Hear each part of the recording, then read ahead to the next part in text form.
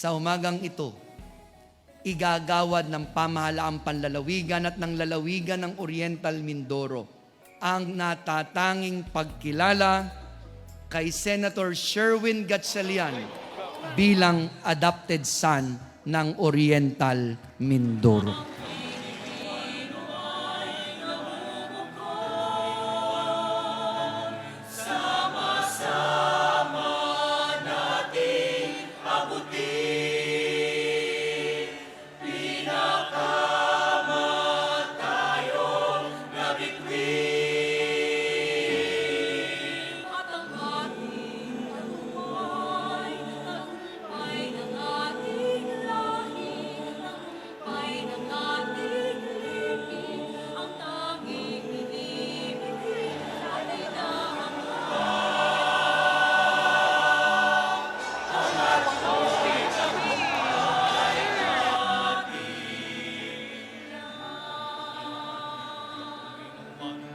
Mga bagong kababayan, mga bagong Mindoreños, Senator Win Gatchalian at Senator Bo Go.